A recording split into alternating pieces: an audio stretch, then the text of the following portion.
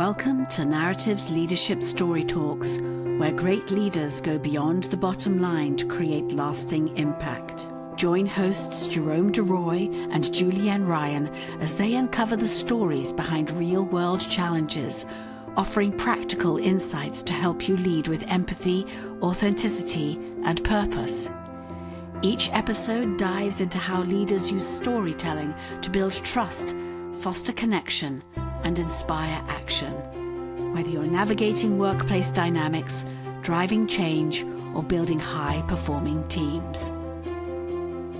For me, it was always about, we love our favorite leaders for the same reasons. We love our favorite hospitality brands and destinations, your favorite bar, your favorite restaurant.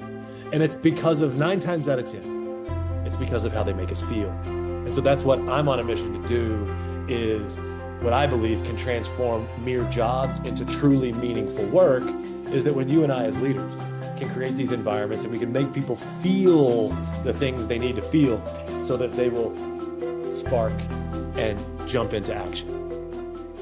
Hi, everyone. It's Leadership Story Talks, and you just heard from Taylor Scott, the author of Give Hospitality and Lead with Hospitality. You can find those books in the episode notes and look for those links. Really interesting interview, wasn't it, Jules? And welcome, Jules. Oh, my good. Oh, always. Taylor has got to work on his energy. He's just not projecting his passion for his subject. I mean, I think we have a coachable moment afoot. I'm only kidding, everybody. If you haven't heard his interview, it was pretty incredible.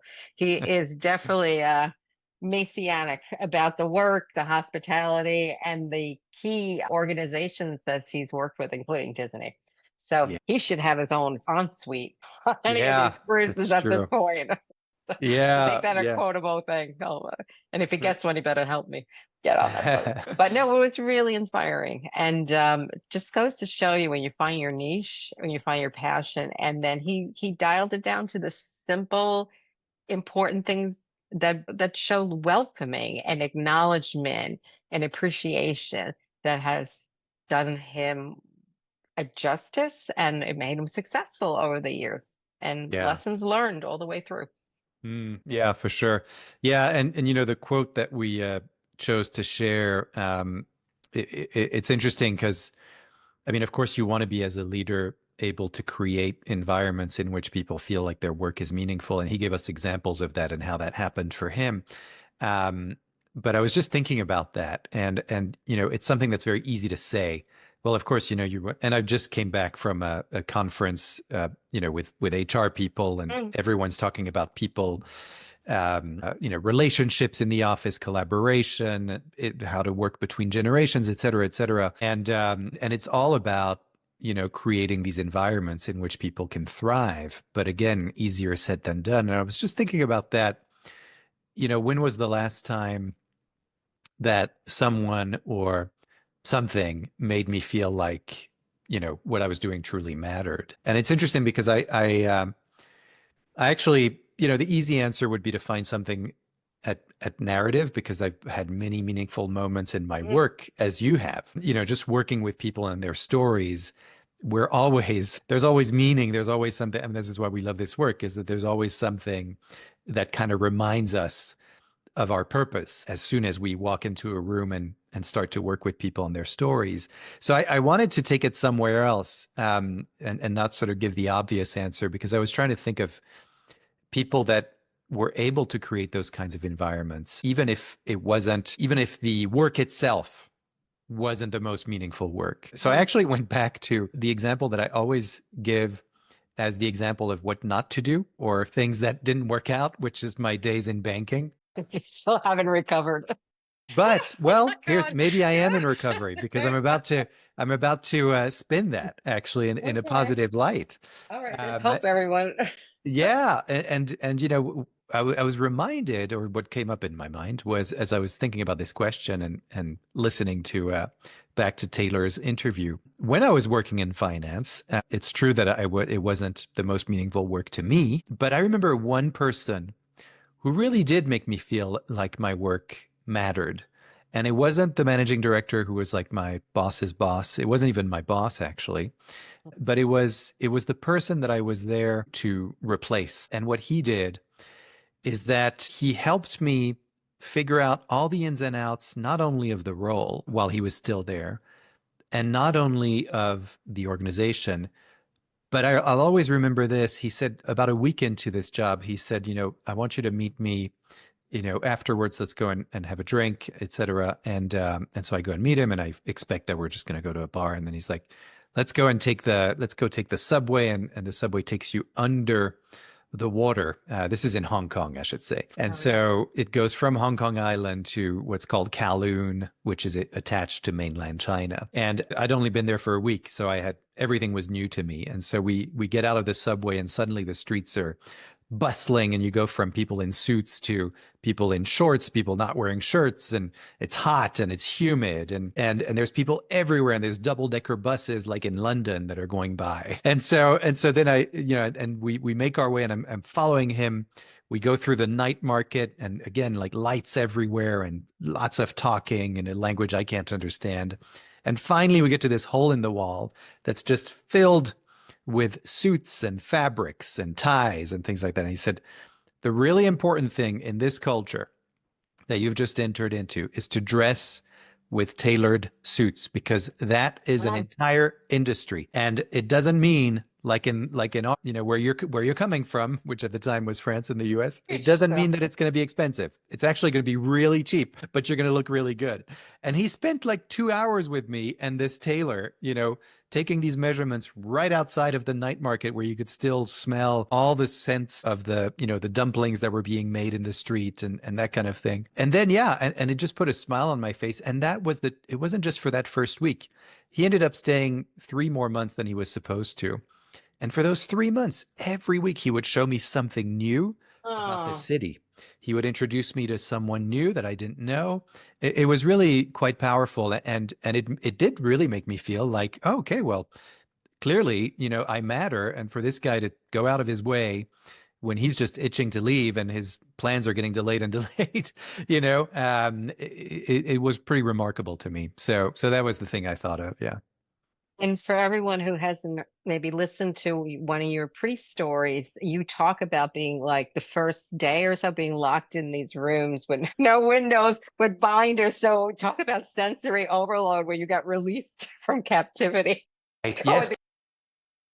It was right after that. It was a weekend, and that first week was all binders and videos and training. Yeah, you're right. In a windowless conference room.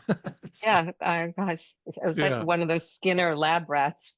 We talk about it in psychology classes.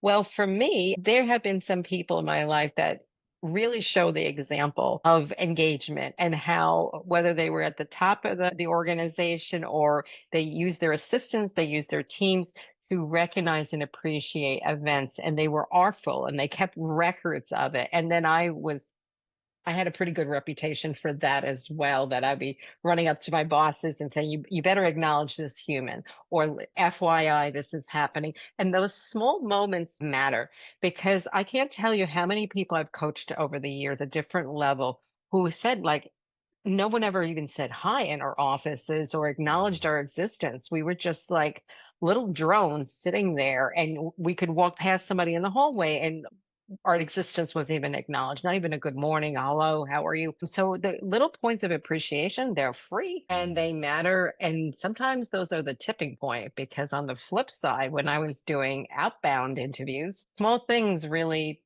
tip the balance. When you're in crisis or things aren't going well, the respect thing matters. And the human part matters even more so. You can't promise, returns on investment. Business is not going to change, but the respect thing goes a huge long way in the end. Yeah, for sure. And that's one of the things that, I really got from that interview with Taylor, and just reminded me of the work that we do quite a bit, is that in order to create these environments in which people feel like they matter, what you just said about respect, that's a value that can either be stated or it can be lived, or both. Right. And that's the ideal thing is you want your value to be stated, and then you want it to be reinforced by how it's actually being lived, and you want it to be visibly lived in the organization. And I think that's what makes a difference in the organization that I was in and that I just talked about. I wasn't really seeing these values being lived on a day-to-day basis. I had an interaction and was lucky enough to have this individual, but not everyone in that organization had that experience of having someone literally kind of take you by the hand and say, here's this, here's that. Because it's huge organizations. You can't do that, right? But there are ways, and I think our work shows that if you're able to capture those stories and share the stories of lived experiences within your organization that really show how you walk the talk of your values of respect, for example, it's possible to do that. And only one story is enough to get you going. I'm glad you brought this up because together we've worked together on group sessions. Individually, we've done group workshops where we're invited by companies to break the logjam because people are looking at each other. They stopped having any conversations. They look at everybody as the enemy. Well, we don't talk to finance, and IT doesn't like us, and and suddenly your work is slowing down, and people are not having meaningful conversations. They're not sharing information, and they're spending more time griping and being unproductive. So our sessions use the stories not to go once upon a time for hours on end. They have purpose. They create a connection. They disrupt whatever assumptions is running around the people's brains, and they give them a opportunity to break the ice that they can take forward the next day and at least have something new to talk about. It's fun when it happens because you see this alchemy. Like, who knew? It's like, and they look at each other with a fresh eye, and that's when the magic happens. Yeah, absolutely. Yeah. So for our listeners, it's really about, start with those values. That's always my advice is there's something that exists already in your organization, and then find the people who have those stories, those lived experiences, and just record one. Try one and share it with a couple people and see how that lands. And then that creates a kind of ripple effect. And it really doesn't take much to get started on, as Taylor said in the quote, creating environments that make people feel the emotions that they need to feel, right? So that they can spark and jump into action. So I love that quote. And yeah, these are things that are possible to do. All right. Well, that's all I got for this one. How about you, Jules? Anything else? There's loads that I'm going to settle down and just say, yes, that was a really fun interview and worth listening to a couple of times and sharing it with your teams. Yeah, absolutely. Absolutely. And if you want to learn more about all of this, and of course, go back into our podcast vault, go to narrative.com, NARATIV.com. You can look up either the resources tab or the podcast tab. You'll find lots of things there that are helpful to you in order to find, craft, and tell stories that show why your workplace is meaningful and why people should work there and stay to work there and why others should be attracted to it. So there's lots there, and we really invite you to take a look. We're always ready to listen. So thanks again for coming to listen to this episode, and we will see you next time. Thanks, Jules. Bye. Thank you very much.